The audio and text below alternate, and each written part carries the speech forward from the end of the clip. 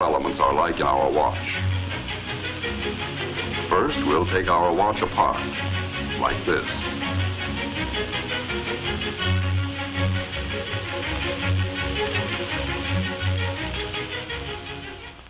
We'll begin with this part, the mainspring and barrel assembly.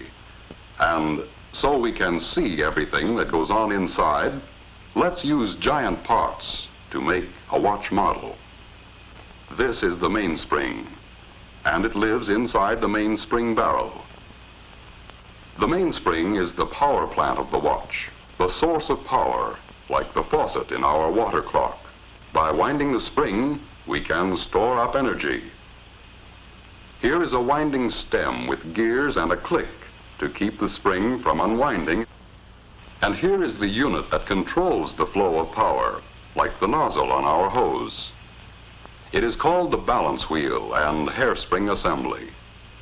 It consists of the balance wheel, hairspring, balance staff or axle.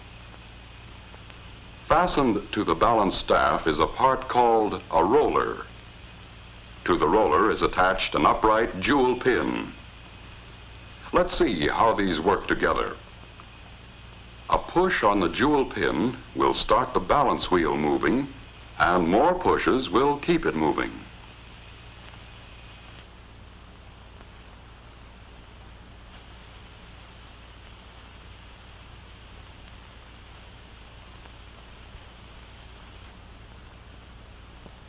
To do this job of pushing, we need this odd anchor-shaped lever called a pallet. It can be mounted so that when we move the pallet back and forth, we can apply a series of impulses to the jewel pin to keep the balance wheel in motion. Now to the pallet crossarm, we add a pallet jewel, shaped like this. Here is a wheel called an escape wheel, with teeth on it so shaped that they will push the pallet jewel and jog the balance wheel into motion.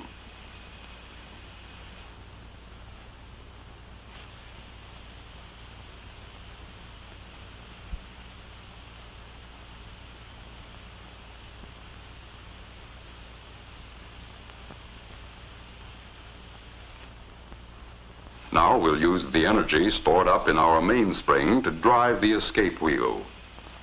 As the mainspring uncoils, it causes the barrel to rotate with it. That didn't last long, did it? Let's try it again.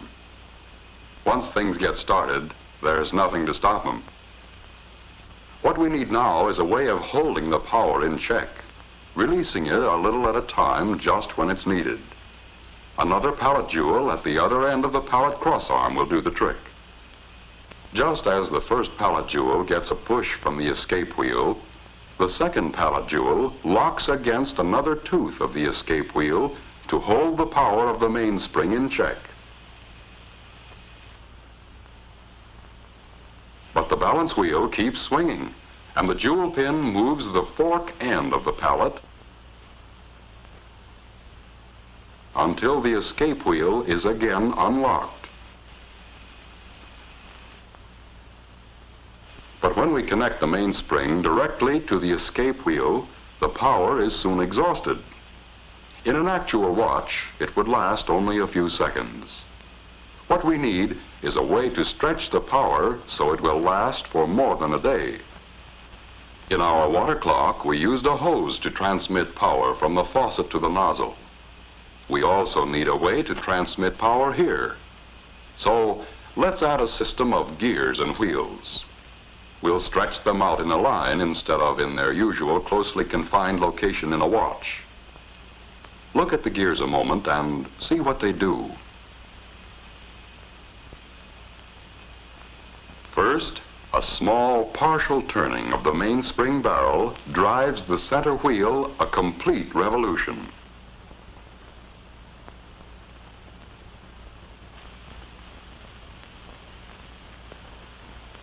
A partial revolution of the center wheel drives the third wheel a complete revolution.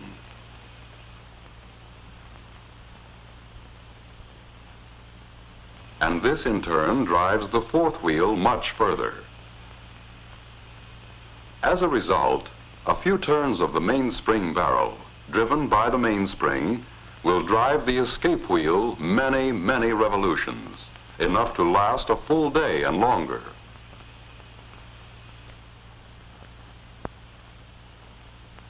What we have now is a complete model watch train. Through the gears, the mainspring drives the escape wheel. The escape wheel teeth push first on one pallet jewel and then the other. The pallet fork nudges the jewel pin on the balance wheel to keep it moving. The swinging balance wheel on its return trip moves the pallet fork. This unlocks the escape wheel to release a little more energy from the mainspring.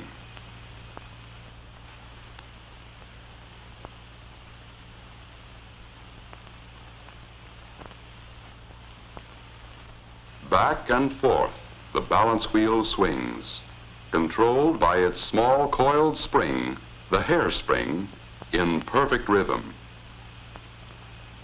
Each swing unlocks the escape wheel so it can give an extra push to a pallet jewel, and this is passed on to the balance wheel assembly to keep the watch ticking far more steadily than any beating heart.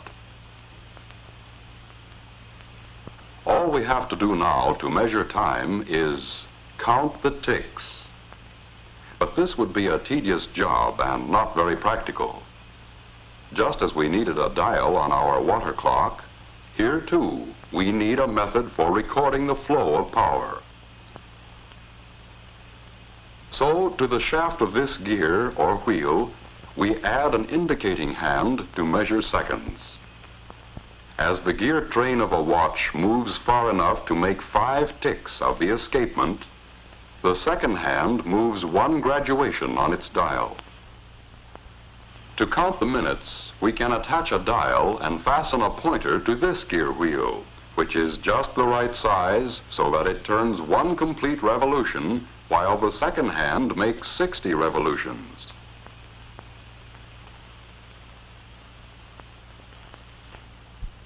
And to count the hours, we can have another pointer geared just so, to move 1 complete revolution every 12 hours.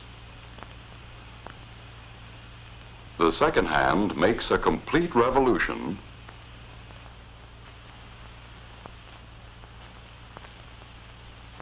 and the minute hand moves 1 graduation, and when the minute hand makes a complete revolution, an hour has passed.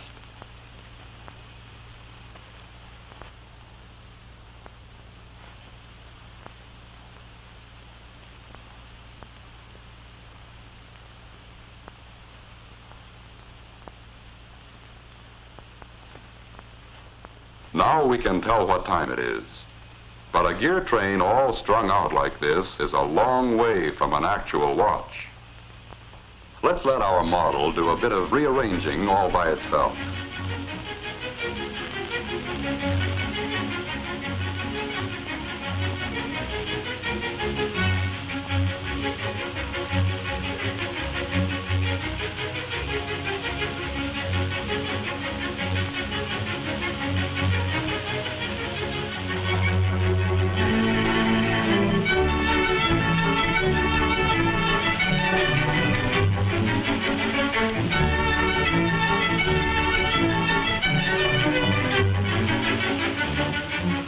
Now we know what time it is and how and why we know. A fine watch itself is, of course, a compact precision mechanism with parts miraculously small and fashioned by craftsmen with incredible accuracy. But the basic principles are those we have just seen, frequently applied on a scale almost microscopic to produce the world's most accurate portable measuring instrument. In a truly fine watch, there are many things which make possible the accurate control and release of power. Jewels, for example. Many people correctly believe jewels increase the value of a watch. They increase the value all right, but not by being ornamental. Jewels are in a watch strictly for business. They add to the value only when correctly placed and used. They are the bearings which lessen friction, increase the regularity of the running, and greatly extend a watch's life of dependable service. Harder than the finest steel, these tiny surfaces are finished so smoothly they reflect images like a camera lens. And working with oil, it takes a drop no larger than a pinhead for the entire watch. There is almost no friction. If any single part of a watch can be called more important, it's the hairspring. It absorbs and gives out an equal amount of force with each beat or swing at regular intervals. In a fine watch, the hairspring has uniform thickness throughout its whole length, is polished to a mirror-like finish, and made of metal relatively unaffected by magnetism or changes in temperature. It can be apparently distorted, but it always returns to perfect shape. Hairsprings are overcoiled, like we see here, to allow the spring to breathe evenly. Were this not done, the spring would coil and uncoil unevenly, fluff out on one side, and interfere with the accuracy of the watch. Because a watch is required to run in any position, to be accurate, the balance wheel must be perfectly balanced in any position. This is done by poising. The wheel is poised when there is no effect of the pull of gravity reflected in its action on the knife-like edges of the instrument which checks it. With perfect poising, and with the hairspring centered on the balance wheel, it runs accurately in any position all the time. And it's the same with all the parts. The tiny screws, scarcely larger than a speck of dust. The exceedingly small shafts. The precisely made gears and pinions. The sturdy nickel-silver plates and bridges. Every part is made with utmost precision. Precision which approaches perfection. When we look at the almost invisible parts, understand what they are required to do, realize the uncanny skill needed to make a fine watch, we can easily understand why it is a masterpiece of precision and accuracy. Here is a truly wonderful mechanism. With it, you can accurately measure the passing of time and record that passing for your use and convenience. But this mighty little servant is a creation of beauty, too. A precious possession to be worn with pride and confidence every day, every week, every month, year after year. Listen. What do you hear? It's the ticking of a fine watch.